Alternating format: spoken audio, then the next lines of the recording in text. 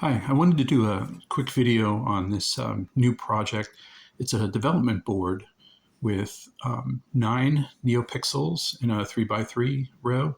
Each one has a button associated with it, and there are 3 buttons down on the bottom. One, select, enter, and reset.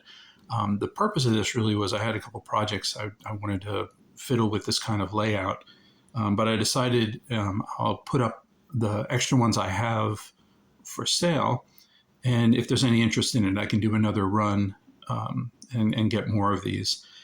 But pretty much what software I've loaded on it is just some games to show you the capability. It's, like I said, it's a development board. It uses a Atmel 328, just an Arduino processor, and it's programmed through the JTAG. I don't have any serial programming capability on this board, but the JTAG is available for programming. So some of the things I have selected were from my memories of the old Merlin game. That's why I call this Wizzard. But for instance, there's a lights out game. When you initially start this up, you don't get any indication of anything. But the first button gives you this Merlin game, and it's just a lights out game where you have to work these lights to get them all out. Another game, number 2, is a like a Simon game. You have to repeat the order.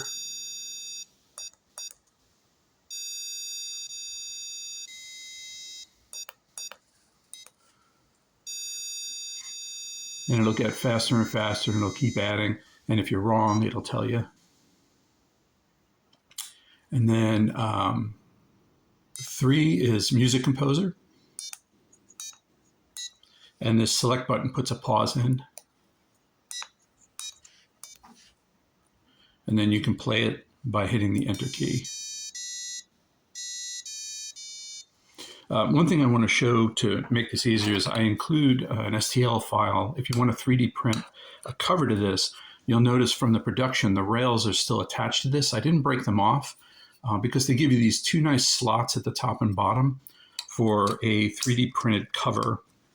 That those slots are perfect for a little rubber band to fit right in here. And this cover works really well. They're hinged, so they hinge onto the buttons. So you get a real good click feel from them. And it also diffuses the light from the neopixels, which makes it a little easier to see. So the reset will always take you back to the beginning so you can select another game. I've got 2 tic-tac-toe games where if you make a move, the computer will make a move for you.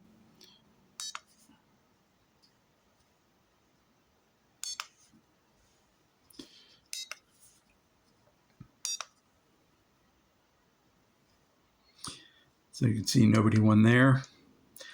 This is a 2-player tic-tac-toe, so it'll actually just do this and look for someone to win. And then just a lights program. This will give you random lights just to show the capabilities of the neopixels. When you get back to the home menu, if you press the select key, you'll toggle on and off sound. So apart from the things that you wouldn't play without sound, like the melody maker, it'll prevent the sound from playing every time you hit a key, or for the games, and you won't get that flashy sound at the end.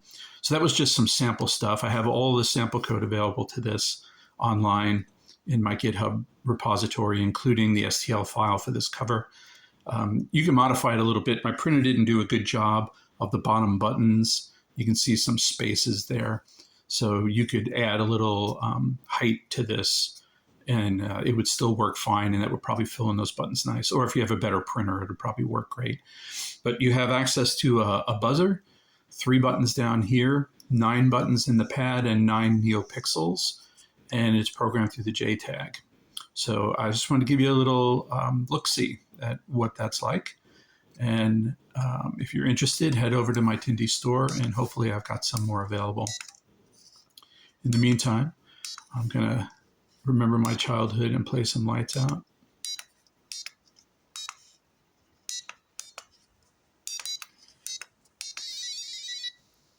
And there you have it. Thanks for watching.